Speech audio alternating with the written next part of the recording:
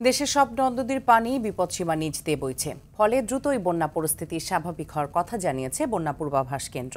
দুপুরে নিয়মিত সংবাদ সম্মেলনে বন্যা পূর্বাভাস কেন্দ্রের উপবিভাগীয় প্রকৌশলী মেহেদী হাসান জানান, আগামী ৪৮ ঘণ্টা দেশের উত্তর পূর্বাঞ্চলে ভারী বৃষ্টিপাতের কোনো সম্ভাবনা নেই।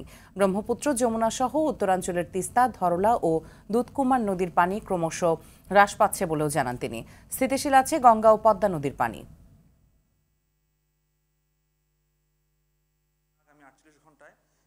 উত্তর পূর্বাঞ্চলের কথা বলি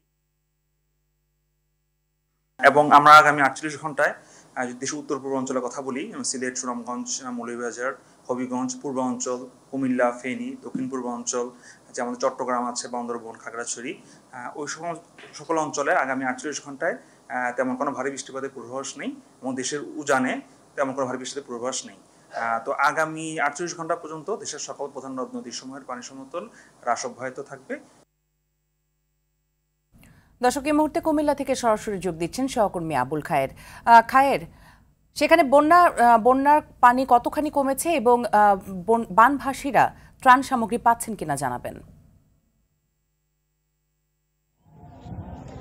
জি, আপনি যেমনটি বলছিলেন, কুমিল্লার বন্যা পরিস্থিতি কিন্তু দিন দিন উন্নতির দিকে যাচ্ছে। আজ সকাল থেকে দুপুর পর্যন্ত কিন্তু অনেক পানি কমেছে, তবে গুমতি নদীর যেই বাঁধটি ভেঙেছে জেলার বুড়িচং উপজেলা দিয়ে, সেখানের বাঁধটি সংস্কারের আগ পর্যন্ত কিন্তু এখান দিয়ে পানি লোকালয়ে প্রবেশ করবে। এখনও পানি প্রবাহিত হচ্ছে, কোথাও কোথাও হাঁটু পানি, তার চেয়েও বেশি পানিও কোথাও কোথাও এখন কিন্তু রয়েছে এলাকার মধ্যে। আর পানি যতই কমছে ততই কিন্তু মানুষের দুঃখ দুর্দশার যে চিত্র তা কিন্তু ফুটে উঠছে। আমরা খোঁজ নিয়ে দেখেছি যে পানি কমার সাথে সাথে মানুষের মাঝে অনেকটাই রোগ বালাই দেখা দিয়েছে, বিশেষ করে শিশুদের মাঝে কিন্তু অনেক পানিবাহিত রোগ সংক্রমণ দেখা দিয়েছে।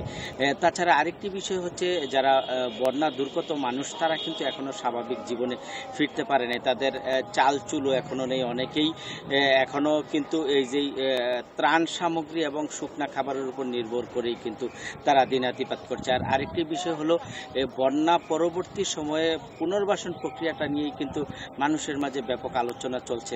যারা বন্যা আক্রান্ত হয়েছে, আপনি জানেন যে কুমিল্লার 17টি উপজেলার মধ্যে 14টি উপজেলায় বন্যা আক্রান্ত হয়েছে, 10 লক্ষাধিক মানুষ পানিবন্দী রয়েছে। তার মধ্যে কিন্তু অনেক পরিবার রয়েছে যারা তাদের সহায় সম্বল, ঘর বাড়ি এবং তাদের ফসলাদি হারিয়েছে। তারা কিন্তু ঘুরে দাঁড়ানোর মতন অনেকেরই সম্ভাবনা নেই।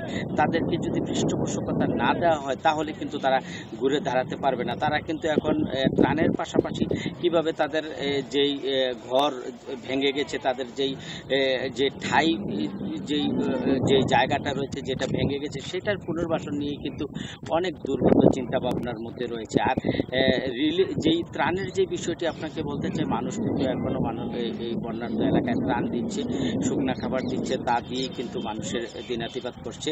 এবং আরেকটি বিষয় আপনাকে উল্লেখ করতে চাই, আজকে কিন্তু সকাল থেকেই বিএনপির মহাসচিব মির্জা ফখরুল ইসলাম আলমগীর কুমিল্লায় অবস্থান করছেন। তিনি জেলার লালমাই, সদর দক্ষিণ এবং আরও বেশ কয়েকটি এলাকায় বন্যার্তদের মাঝে ত্রাণ দিয়েছেন এবং নেতাকর্মীদেরকে কিন্তু তিনি ত্রাণ সহযোগিতার পাশাপাশি বন্যার্ত মানুষের পাশে থাকার জন্য তিনি আহ্বান জানিয়েছেন। সব মিলিয়ে বন্যার পানি যতই নামছে ততই কিন্তু মানুষের দুঃখ দুর্দশার চিত্র কিন্তু ফুটে উঠছে। বন্যা পরিস্থিতি নিয়ে কুমিল্লা থেকে এই ছিল আমার কাছে সর্বশেষ। খায়ের, অসংখ্য ধন্যবাদ আপনাকে আমাদের সাথে যুক্ত হওয়ার জন্য।